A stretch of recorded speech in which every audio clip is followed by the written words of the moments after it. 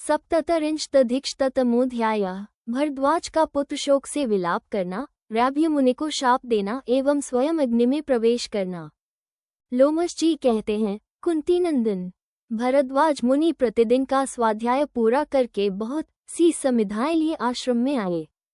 उस दिन से पहले सभी अग्नियां उनको देखते ही उठकर स्वागत करती थी, परंतु उस समय उनका पुत्र मारा गया था, इसलिए अशौचयुक्त होने के कारण उनका अग्नियों ने पूर्ववत खड़े होकर स्वागत नहीं किया। 12 अग्निहोत्र गृह में यह विकृति देखकर उन महातपस्वी भरद्वाज ने वहां बैठे हुए अंधे गृहरक्षक शूद्र से पूछा, दास, क्या कारण है कि आज अग्नियां पूर्ववत मेरा दर्शन करके प्रसन्नता नहीं प्रकट करती हैं? इधर तुम भी पहले जैसे समादर का भाव नहीं दिखाते हो। इस आश्रम में कुशल तो है न? कहीं मेरा मंदबुद्धि पुत्र रैभ्य के पास तो नहीं चला गया? ये बात मुझे शीघ्र बताओ, क्योंकि मेरा मन शांत नहीं हो रहा है। 5 शूद्र बोला, भगवन, अवश्य ही आपका यह मंदमती पुत्र रैभ्य के यहाँ गया था। उसी का ये फल है कि एक महाबली राक्षस के द्वारा मारा जाकर पृथ्वी पर पड़ा है। 6 राक्षस अपने हाथ में शूल लेकर इसका पीछा कर रहा था और यह अग्निशला में घुसा जा रहा था। उस समय मैंने दोनों हाथों से पकड़कर इसे द्वार पर ही रोक लिया। 7 निश्चय ही अपवित्र होने के कारण ये शुद्धि के लिए जल लेने की इच्छा रखकर यहाँ आया था, परंतु मेरे रोक देने से ये हताश हो गया।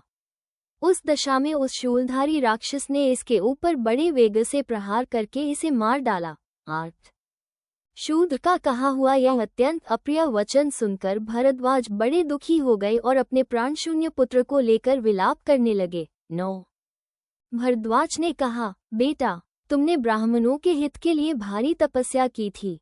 तुम्हारी तपस्या का यह उद्देश्य था कि द्विजों को बिना पढ़े ही सब वेदों का ज्ञान हो जाए। 10 इस प्रकार महात्मा ब्राह्मणों के प्रति तुम्हारा स्वभाव अत्यंत कल्याणकारी था। किसी भी प्राणी के प्रति तुम कोई अपराध नहीं करते थे, फिर भी तुम्हारा स्वभाव कुछ कठोर हो गया था। 11 तात, मैंने तुम्हें बार बार मना किया था कि तुम रैभ्य के आश्रम की ओर न देखना, परंतु तुम उसे देखने चले ही गए और वह तुम्हारे लिए काल, अंतक एवं यमराज के समान हो गया। महान तेजस्वी होने पर भी उसकी बुद्धि बड़ी खोटी है। वह जानता था कि मुझ बूढ़े के तुम एक ही पुत्र हो, तो भी वह दुष्ट क्रोध के वशीभूत हो ही गया। 12-13 बेटा, आज रैभ्य के इस कठोर कर्म से मुझे पुत्र शोक प्राप्त हुआ है।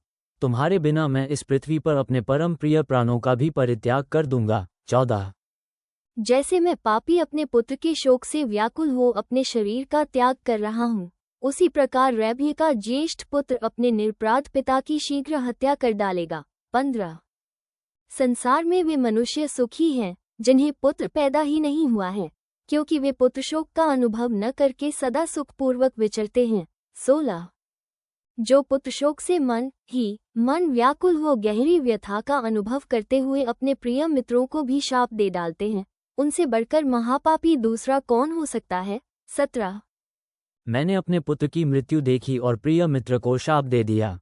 मेरे सिवा संसार में दूसरा कौन सा मनुष्य है जो ऐसी विपत्ति का अनुभव करेगा। 18 लोमश जी कहते हैं, युधिष्ठिर, इस तरह भांति भांति के विलाप करके भरद्वाज ने अपने पुत्र का दाह संस्कार किया।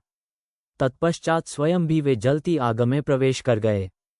इति श्री महाभारते वनपर्वणि तीर्थयात्रापवनि लोमश तीर्थयात्रायां यवक्रीतपाख्याने सप्ततरिंशदधिकशततमोऽध्यायः। 137 इस प्रकार श्री महाभारत वन पर्व के अंतर्गत तीर्थयात्रार्व में लोमश तीर्थयात्रा के प्रसंग में यवक्रीतपाख्यान विषयक 137वां अध्याय पूरा हुआ।